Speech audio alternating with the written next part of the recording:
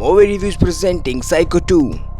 पिछले भाग में हमने देखा था कि नॉर्मन पर उसकी मॉम की पर्सनैलिटी पूरी तरह से हावी हो गई थी।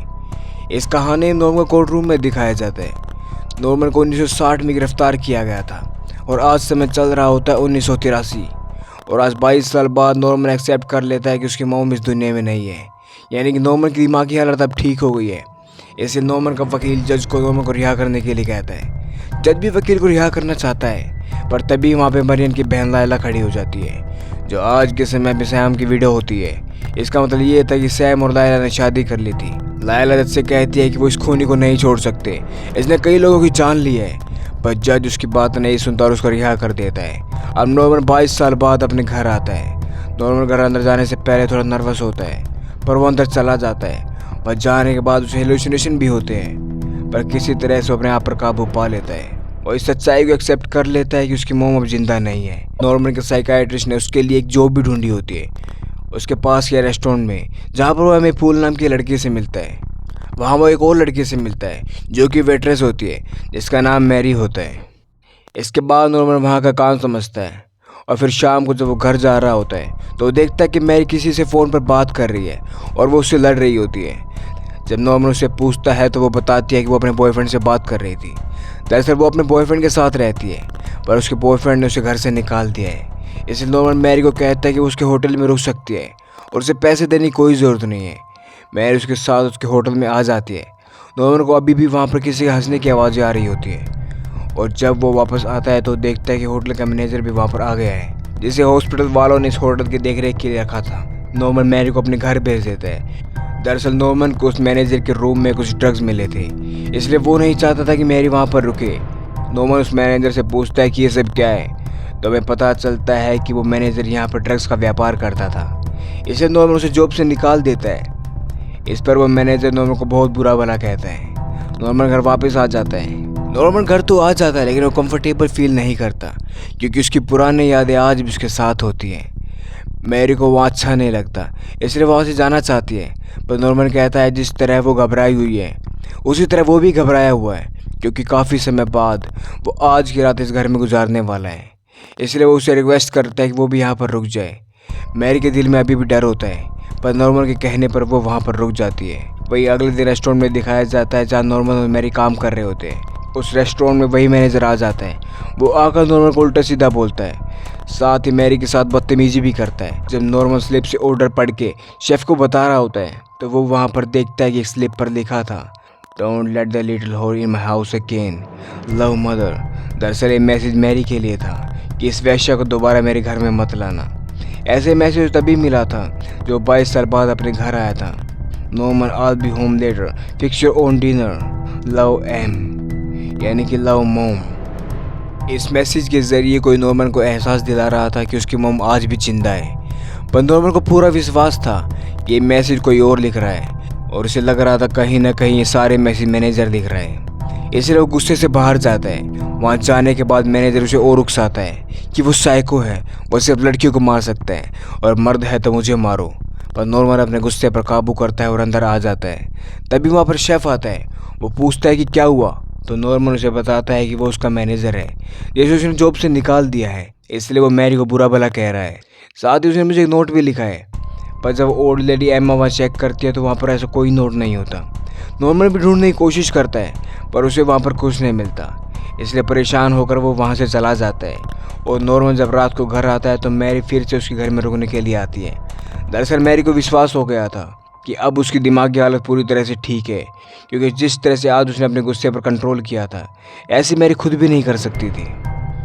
मैरी ऊपर चली जाती है, और जब वो शावर लेकर बाहर आती है तो हमें वो एक हॉल दिखाया जाता है, जिसके दूसरी तरफ से कोई मैरी को देख रहा होता है। मैरी को एहसास हो जाता है कि वहाँ पर कोई है, पर जब वो बाहर आती है तो वहाँ पर कोई नहीं होता। कुछ देर बाद नॉर्मन को एक कॉल आता है जो बोल रही है कि वो उसकी मोम है। नॉर्मन को लग रहा था ये सब उसका मैनेजर कर रहा है। दूसरी रात जब मैनेजर उसका सामान पैक करने जा रहा था तो उसके पीछे एक साया आता है, और ठीक उसी तरह से जिस तरह से 22 साल पहले एक साये ने कत्ल किए थे, वो साया मैनेजर को मार डालता है। अगली सुबह नॉर्मन का साइकियाट्रिस्ट नॉर्मन से मिलने आता है। उसे पूछता है कि उसने अपनी जॉब क्यों छोड़ दी। तब नॉर्मन कहता है कि वो अपना होटल खुद चलाएगा। तभी वहाँ पर मैरी भी आ जाती है, जो जॉब पर जा रही होते साइकाइट्रिस्ट उसे लिफ्ट दे देता है। और जब नॉर्मल अपने होटल को पेंट कर रहा था, उसे अपने घर की खिड़की पर कोई दिखाई देता है। ये कोई फीमेल होती है जो ठीक उसकी मोम की तरह नज़र आ रही थी। नॉर्मन भागकर अपने घर जाता है और वो देखता है कि उसकी मोम का कमरा जो हमेशा से बंद रहता था आज वो खुला हुआ है।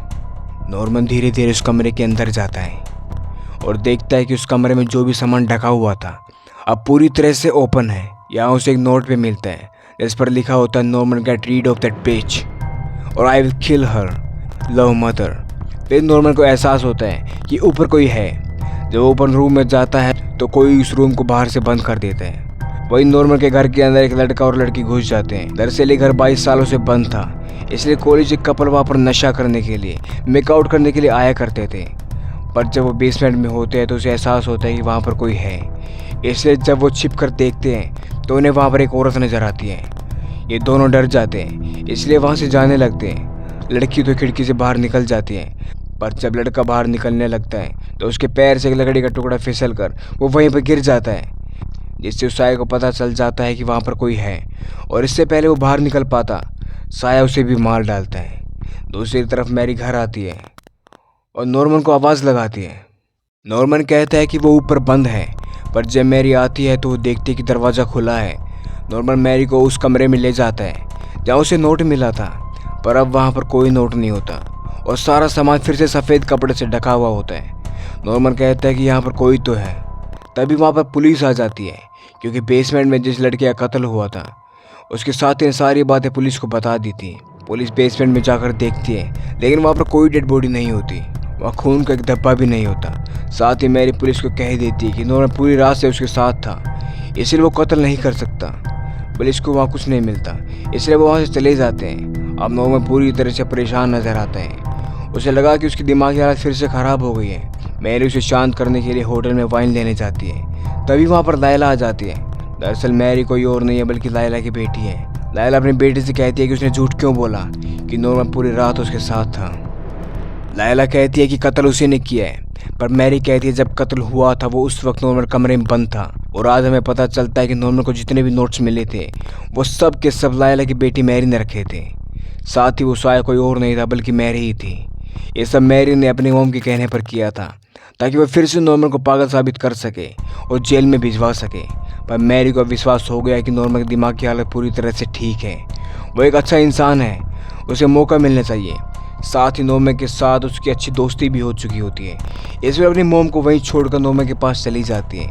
नॉर्मन को दिखाया जाता है, जिससे अब लग रहा था कि उसकी दिमाग की हालत ठीक नहीं है। उसे लग रहा है कि ये कत्ल उसी ने किया है।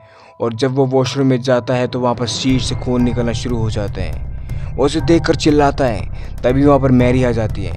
मैरी जब देखती है तो उसे पता चलता है किसी ने उस सीट के अंदर कपड़ा रखा हुआ था, जो कि वही कपड़ा था जिससे बेसमेंट के खून को साफ किया गया था। मैरी नॉर्मन से कहती है कि तुम बाहर जाओ, यहाँ की सफाई मैं कर दूंगी। उसके बाद जब मैरी वॉशरूम साफ कर रही होती है तो उसे एहसास होता है कि कोई उसे देख रहा है। उसे लगा कि ये नॉर्मन है, इसलिए नॉर्मन को आवाज़ लगाती है, लेकिन नॉर्मन नीचे होता है, जिससे वो समझ जाता है कि घर में कोई और भी है। इसलिए वो गन लेकर घर में तलाशी करती है। और एक बार फिर जब मैरी हॉल से बाहर देखती है, उसी वक्त एक आँख उसी हॉल से उसे देखती है। ये देखकर मैरी डर जाती है और ज़ोर से चिल्लाती है। तभी नॉर्मन वहाँ पर आ जाता है। मैरी उसे बताती है कि घर में कोई और है। तब नॉर्मन दोबारा 22 साल बाद वही चाकू उठाकर उस तीसरे को घर में ढूंढने लग जाते हैं। इसी दौरान नॉर्मन को एक आवाज़ सुनाई देती है, जो एक लेडी की होती है।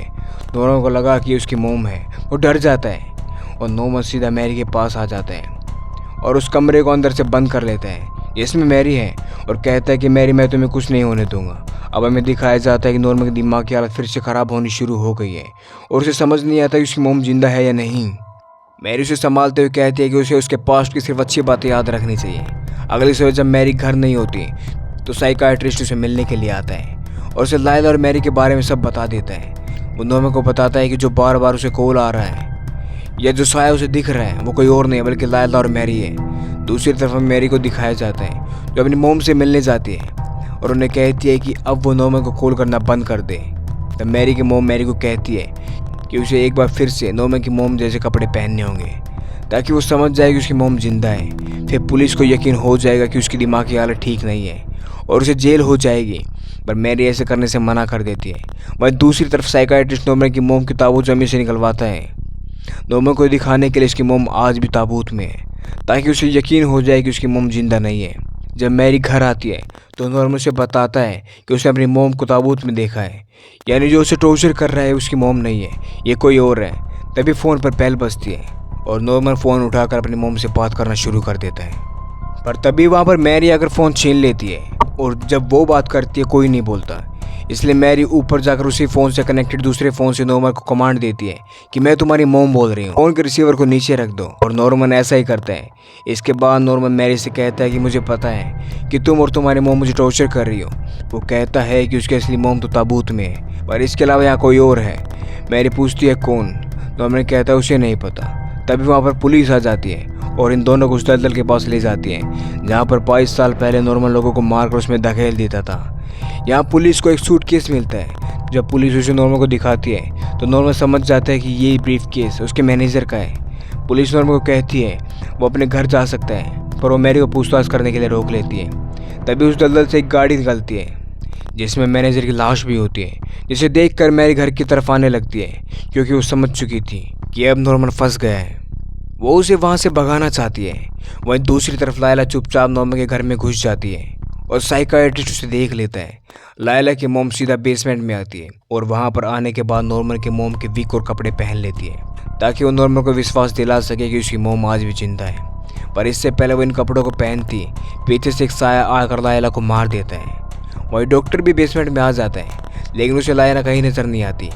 दूसरी तरफ जब मैरी घर आकर नॉर्मन को कहती है कि उसे यहाँ से जाना होगा, नहीं तो पुलिस उसे पकड़ लेगी, लेकिन नॉर्मन जाने से मना कर देता है। तब मैरी को गिल्ट होता है कि उसकी वजह से नॉर्मन एक बार फिर से फंसने वाला है, क्योंकि उसे पता है कि नॉर्मन निर्दोष है। नॉर्मन कहता है कि उसे पता है कि इसमें उसके और उसकी मोम की कोई गलती नहीं है, ये सब मेरी मोम ने किया है ताकि वो मेरी रक्षा कर सके। वो कहता है कि ये सब उसकी मोम ने खुद उसे बताया है। तभी फ़ोन बजता है।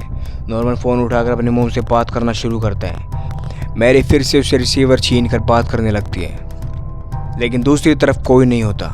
नॉर्मन उससे रिसीवर ले लेता है और अपनी मोम से फिर से बात करना शुरू करता है। इन बातों के दौरान नॉर्मन कहता है कि वो मैरी को नहीं मार सकता क्योंकि वो मैरी से प्यार करता है। नॉर्मन की ये बातें सुनकर मैरी समझ जाती है कि उसकी स्प्लिट पर्सनैलिटी फिर से वापस आ रही है। इसलिए वो बेसमेंट में जाकर वो विग और कपड़े पहनकर नॉर्मन के सामने आ जाती है और उसे कहती है कि वो उसकी मोम है। वो कहती है कि उसे फ़ोन को नीचे रखना होगा, पर नॉर्मन उसकी बात नहीं सुनता।